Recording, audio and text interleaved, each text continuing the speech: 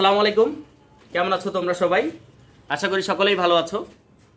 আজকে তোমাদের যে বিষয়টা নিয়ে আলোচনা করব সবচাইতে গ্রামারের মধ্যে ইম্পর্টেন্ট টপিকস, আর আমরা যদি বলি তাহলে সবচাইতে গুরুত্বপূর্ণ টপিকস এই কারণে গ্রামারের সকল অংশ প্রায় এর সাথে কানেক্টেড। আমরা যদি এই অংশটা ভালো মতো পারি বা অন্যান্য অংশ যদি না পারি তাহলে এটা পারবো না, আবার এটা না পারলে কিন্তু অন্যান্য অংশ পারবো না। তাহলে আমাদের কি করতে হবে, ওই অংশটাকে অ্যাপ্রোপ্রিয়েটলি কিভাবে সলিউশন করা যায়। আমরা অনেক স্টুডেন্ট আছি যারা দেখা যাচ্ছে যে আমরা পড়াশোনার ক্ষেত্রে আমরা দেখা যাচ্ছে সাফিক্স প্রিফিক্স মুখস্থ করে থাকি। কয়টা তুমি মুখস্থ করবা? এভাবে কিন্তু মুখস্থ করে কাভার করতে পারবে না। তো আমরা দেখি কতটুকু পারতেছি আর কতটুকু সহজভাবে আমরা পারতেছি, সেটা নিয়ে আজকে আলোচনা করব। আশা করি তোমরা খুব সহজ। তো আমরা তাহলে স্টার্ট করতে পারি। প্রথম বিষয় হচ্ছে, সর্বপ্রথম একটা জিনিস আমাকে জানতে হবে, সাফিক্স প্রিফিক্স করো বা ইংলিশের যে কোনো গ্রামারের যে কোনো অপশন করো, এটা নিয়ে কোনো প্রবলেম নেই। প্রবলেম হচ্ছে এটা যে আমি যেটা করতেছি সেটা আমি পারি না কেন। স্যার আমি এটা একটু শিখছি, স্যার উচ্চার স্পেলিংয়ে পারি না। প্রথম কাজ হচ্ছে তুমি বসে বসে, যারা 9, 10-এর অনেক স্টুডেন্ট আছে, বাংলাদেশের প্রায় 50% স্টুডেন্ট ক্লিয়ারলি স্পেলিং পারে না। এখন স্পেলিং যদি তুমি না পারো তাহলে ওই ওয়ার্ডটার সাথে তুমি কি যুক্ত করবা, ওটা তো উচ্চারণ আলাদা রকম হয়ে যাবে। তো স্পেলিংটা আগে জরুরি, স্পেলিংটা ক্লিয়ার করো। সেকেন্ড হচ্ছে তুমি গ্রামাটিক্যালের স্টেপ বাই স্টেপ করো। একদিন তুমি কাজ করো, অত কিছু করার দরকার নাই তো। প্রতিদিন একটা করে অপশন ক্লিয়ার করো, 2টা করে ওয়ার্ড মুখস্থ করো, এমনিতেই তোমার গ্রামার ক্লিয়ার হয়ে যাবে। গ্রামার পড়ার জন্য এই রুলস রেগুলেশন, এই স্যার ভালো ওই স্যার ভালো দরকার নাই তো, কোনো কিচ্ছু দরকার নাই। জাস্ট একটা জিনিস তোমাদের দরকার, সেটা হচ্ছে আমার শিখতে হবে, এটার জন্য আমাকে পড়তে হবে। স্যার ভালো পারে, আমার লাভ কি? লাভ আছে? স্যার হেভি পারে, এটা দিয়ে আমি কি করব? আমাকে অনেকেই, আমি যদি এটা বলি, আমাকে অনেক অনেক অনেক টিচার স্টুডেন্ট সবাই কোশ্চেন করছে, স্যার আপনি কি পড়ান? এটা আমি রেগুলারই কিন্তু বলি, কথাটা কিন্তু সবসময় বলি, স্যার কি পড়ান আপনি? এখন প্রশ্ন হচ্ছে আমি কি বলবো? আমি এখন, তুমি আমাকে বলো, তুমি যদি আমাকে প্রশ্ন করো, আমি যখন ইন্টার বা এসএসসি পাস করার পরে একটা জিনিস, আমি যদি ইন্টারে ইংলিশ ভালো না করি, ইন্টার যদি এসএসসিতে যদি ইংলিশ ভালো না করি বা ভালো না পারি, তাহলে ইংলিশ পারতাম আমি? বা তোমরা যদি ইংলিশ ভালো না পারো, এখানে যারা 100 জন বসে আছো, ইংলিশ যদি ভালো না পারো, ইংলিশে তুমি 80% মার্ক পাবা, 80-র উপরে মার্ক পাবা। থিঙ্ক অ্যাবাউট দিস, যে আমি প্রত্যেকটা সাবজেক্টেই আমি যদি পারফেক্ট হই তাহলেই গোল্ডেন পাবো, তাছাড়া কখনোই গোল্ডেন পাওয়া সম্ভব নয়। তার মানে ওই স্টুডেন্টটা প্রত্যেকটা সাবজেক্টেই তাকে পারতে হবে। একটা স্টুডেন্ট সব বিষয়ে পারতেই পারে, এটা তার কি, তার কি রে? পাওয়ার, স্টুডেন্ট পাওয়ার, তার গেট আপ। এখন যদি তুমি মনে করো একটা সাবজেক্ট পারতেছি আরেকটা সাবজেক্ট পারতেছি না, তাহলে তুমি কিভাবে পারবা? কিভাবে তুমি গোল্ডেন পাবে? এটা অসম্ভব ব্যাপার। একটা মেডিকেলের স্টুডেন্ট গণিত পারে না, ইংলিশ পারে না, তো সে মেডিকেলে চান্স পাবে? একটা ইঞ্জিনিয়ার করতে গেছে, ও ইংলিশ পারে না, ইংলিশ বই পড়বে কি করে?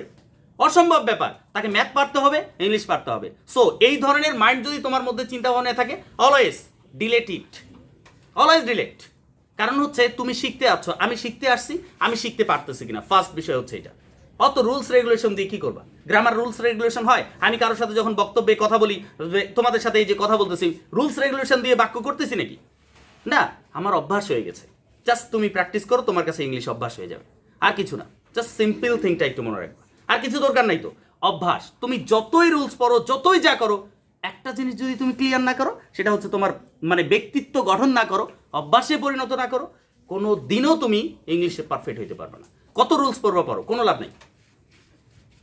তুমি জাস্ট একটা অভ্যাসে পরিণত করো। আমি রেগুলার এটা উঠতে একটা ইংলিশ বলতেছি, বসতে একটা ইংলিশ বলতেছি, কথা বলতে ইংলিশ, আমার ফ্রেন্ডের সাথে অ্যাটিটিউড নিয়ে কথা বলতেছি ইংলিশে। This is the change of your life. এটা তোমার লাইফে একটা চেঞ্জ করে দিবে। যাই হোক, তো আমরা একটু কাজের কথায় আসি। আমরা সাফিক্স প্রিফিক্স নিয়ে আলোচনা করতেছি। সাফিক্স প্রিফিক্সের ক্ষেত্রে তোমরা যারা বিশেষ করে হচ্ছে এটা হঠাৎ করে এটা ভিডিও দেখলে তোমার কনফিউজ হবে, স্যার এই যে নাউনগুলো কোথা থেকে আনতেছেন, অ্যাডজেক্টিভগুলো কোথা থেকে আনতেছেন, বা তোমরা যারা বসে আছো যাদের কাছে রুলস নাই, তারা রুলস নাই, এটা জাস্ট কয়েকটা লাইন লিখে দিছি যে নাউন চেনার উপায়, অ্যাডজেক্টিভ চেনার উপায়, অ্যাডভার্ব চেনার উপায়, লিঙ্কিং ভার্ব কোনগুলো, এগুলো কিন্তু মানে এর আগের ভিডিওতে মনে হয় দেওয়া আছে বা তোমাদের খাতায় লেখা আছে, তোমরা একটু দেখে নিবা। ওকে, দেখো তো সাফিক্স প্রিফিক্সের ক্ষেত্রে আমরা যশোর বোর্ড 2020 নিয়ে আমরা একটু আলোচনা করব। এটার ক্ষেত্রে দেখো আমাদের যে বিষয়টা আছে পার্সেভার অর্থাৎ মিতব্যয়ী। আমরা সবাই জানি প্রত্যেকটা মানুষের মিতব্যয়ী হওয়া উচিত, অর্থাৎ কিছুটা তার ভবিষ্যতের মানে আমি আজকে যা আছে সেটা যদি আজকে খরচ করে দেই, কালকে যদি কোনো একটা প্রয়োজন হয়, তুমি কোথায় যাবা? বিপদের সময় কেউ কিন্তু তোমাকে হেল্প করবে না, এটা তোমাকে মনে রাখতে হবে। বিপদের সময় একমাত্র নিজের হেল্প নিজেকে করতে হবে, কারণ বিপদের সময় অন্যজন তোমাকে আরো সেই জায়গায় ফাঁসানোর চেষ্টা করবে। তো যাই হোক, আমরা কাজের কথায় আসি। পারসেভার বাক্যের শুরুতে একটু দেখো এই যে ভার্ব আছে, তো বাক্যের শুরুতে সাধারণত যে কোনো ওয়ার্ডই আমরা ব্যবহার করি না কেন বাক্যের শুরুতে আমরা সর্বদাই নাউন ইউজ করব। বাক্যের শুরুতে কি ব্যবহার করব? নাউন। একটু জিনিস দেখো, অ্যান্সম্যান শন, এগুলো যে তোমাদের লিখে দিছি, আইটিওয়াই, হুড, ডম, এগুলো যে লিখে দিছি, এটার মধ্যে কোনটা বসে, কোনটা সবচেয়ে ইজি উচ্চারণ হয় বলো তো? পারসেভারেন্স। কি উচ্চারণ হয়? পারসেভারেন্স। আর ইটা উঠে যায় এএনসি হবে, পারসেভারেন্স। তোমরা একটু রুলসটা দেখে নিবা, অনেক সহজ। সাফিক্স প্রিফিক্স, তার মানে প্রথমটা কি আসলো? আচ্ছা বাদ দাও, আমি বাংলা জানি না, আমি না হয় বললাম মিতু ভাই বা যেটাই বলি না কেন আমি বাংলাই জানি না, তাহলে কি আমি ইংলিশ পারবো না? পারবো। এটা ক্যাপাসিটি তৈরি করতে হবে, প্র্যাকটিস। ওকে, তো দেখো পারসেভারেন্স, তো বাক্যের শুরুতে নাউন বসে, নাউন বসালাম perseverance too is needed to be, বিটা হচ্ছে একটা লিঙ্কিং ভার্ব, আমি লিখে দিয়েছি তোমাদের। বি যেহেতু একটা লিঙ্কিং ভার্ব, লিঙ্কিং ভার্বের পরে সর্বদাই কি বসে? কি বসে? আচ্ছা দেখো তো, অ্যাডজেক্টিভ যদি বসাই তাহলে সাকসেস আছে। এখন প্রশ্ন হচ্ছে সাকসেসের সাথে এমন একটা ওয়ার্ড, ওই যে অ্যাডজেক্টিভ চেনার উপায়গুলোর মধ্যে এমন একটা ওয়ার্ড বসাও যেন হচ্ছে সেটা তোমার অ্যাপ্রোপ্রিয়েটলি উচ্চারণ হয়। বলো তো প্রথম যে ওয়ার্ডটা আছে সেটা কি দেওয়া ছিল? অ্যাবল বা ওইউএস। দেখো তো সাকসেসাস এরকম উচ্চারণ হয়, সাকসেস অ্যাবল, সাকসেস অ্যাবল, এটাও কেমন হয়? আমরা যদি সহজ উচ্চারণ করি তাহলে কোনটা হচ্ছে? সাকসেসফুল। কি হচ্ছে? Successful in life. ওকে, আশা করি তোমরা এটা বুঝতে পারছো, সাকসেসফুল ইন লাইফ। নাম্বার 2। এরপর দেখো দ্বিতীয় বাক্যে কি দেওয়া আছে? Those who do not, please একটু ভালো মতো বাক্যটা দেখার চেষ্টা করো। এটা হচ্ছে সাকসেস হয়ে গেছে, তারপরে বাক্যটা নেগেটিভ আছে। আমি মনে করো ইংলিশ জানি না, আপাতত বাংলা জানি না, তাই বলে কি আমি বসাবো না নাকি?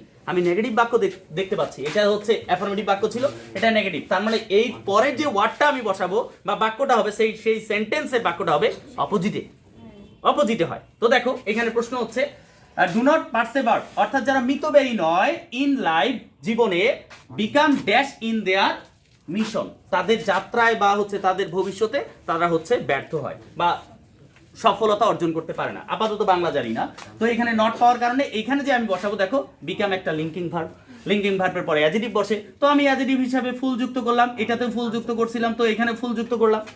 যদি আমি এখানে ফুল যুক্ত করি তারপরে একটু ভুল হয়ে থাকলো, কেমন? কারণ এখানে নট নেগেটিভ করতে বলছে, মানে এটা নেগেটিভ অপোজিট বাক্য আছে এটা, তার মানে এখানে সাকসেসফুল তো নিছি, তার পূর্বেও একটা শব্দ যুক্ত করব, সেটা হচ্ছে কি?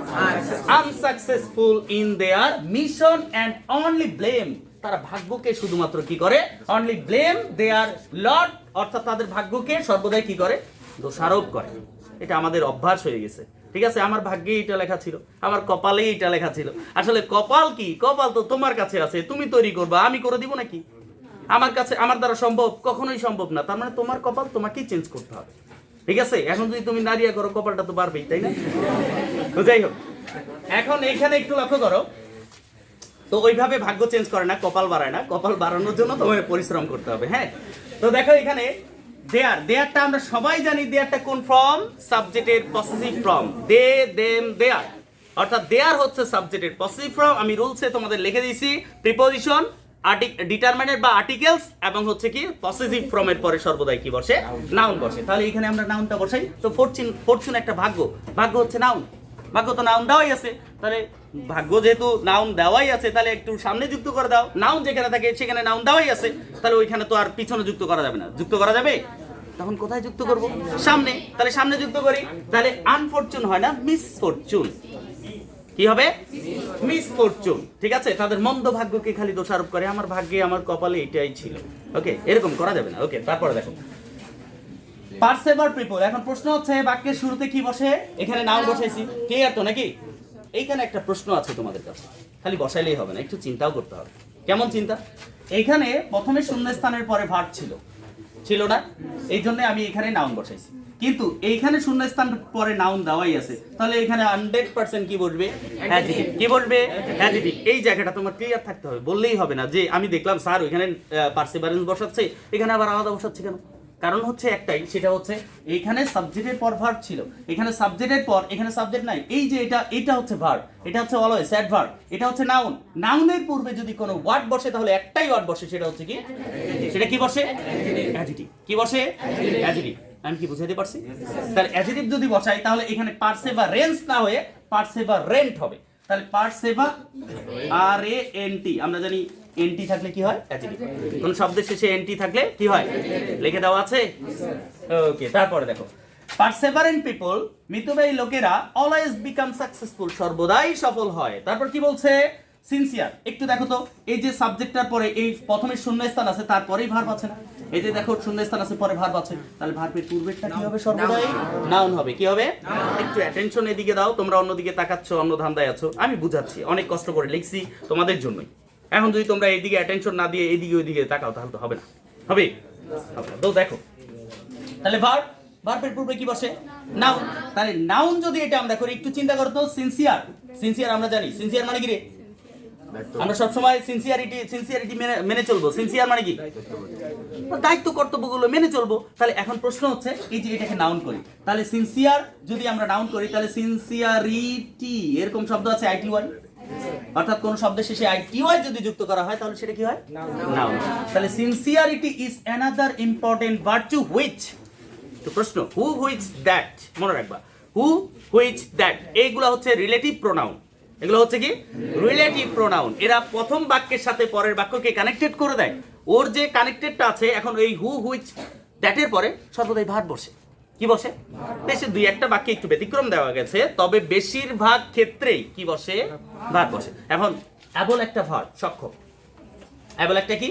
ভার্ব। একটু প্রশ্ন হচ্ছে এই হু হুইচ এইটা ডিপেন্ড করে এই যে তার আগে যে ওয়ার্ডটা আছে এটার সাথে এটা কানেক্টেড করে দেয়, তাহলে এটার উপর ডিপেন্ড করে এই ভার্বটা নিতে হবে।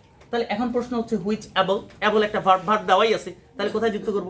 সামনে। তাহলে কি হবে? আনএবল না এনাবল? এনাবল। সব জায়গায় আনএবল হয় না, আনএবল তো অক্ষম হয়ে যাবে, বিপরীত হয়ে যাবে। তো সামনে যুক্ত করছি এনাবল। এখন প্রশ্ন আরেকটা আছে তোমাদের কাছে এখানে, প্লিজ। ভার্চু গুণ দেখা যায়? গণনা করা যায় কতগুলো আছে? না, এটা একটা হিসাবে ধরে নেওয়া হয় গুণ, তার মানে এটা থার্ড পারসন সিঙ্গুলার, এই জন্য ভার্বের সাথে কি হবে? S by S. এখানে যারা বসে আছো, এখানে যদি 100 জন বসে থাকো, 99% স্টুডেন্ট এখানে ভুল করবে। এটা সামনে যুক্ত করছে রাইট, বাট এসটা দেয়নি। এসটা দিতেই হবে তোমাকে, কারণ এখানে থার্ড পারসন সিঙ্গুলার ক্ষেত্রে এস যদি না দাও তাহলে সেন্টেন্সটা তোমার রাইট হবে না। ক্লিয়ার? ওকে, তারপরে দেখো enables a person to accomplish a job। বাক্যের শেষে দেখো তো এটা নাউন, জব, চাকরি, নাউন দেওয়া আছে। এখন নাউনের পরে আবার শূন্যস্থান আছে, আমরা জানি একটা বড় করে রুলস লিখে দিয়েছিলাম, সেইটার ক্ষেত্রে লিখে দেওয়া আছে বাক্যের শেষে যদি নাউন থাকে, নাউনের পরে আবার শূন্যস্থান আছে, তাহলে সেটা আমরা অ্যাডভার্ব করব। দেখো ফ্রুট, আমরা অনেকেই ওই শব্দটার সাথে পরিচিত আর কি। ফ্রুট মানে ভালো, ফ্রুটফুলি, ভালোভাবে। এটা এখন প্রশ্ন হচ্ছে স্যার FULLY যে যুক্ত করছেন ফ্রুটফুল, একটু দেখো ফ্রুটফুল হচ্ছে অ্যাডজেক্টিভ, তাহলে অ্যাডভার্ব তো হলো না, হয়েছে?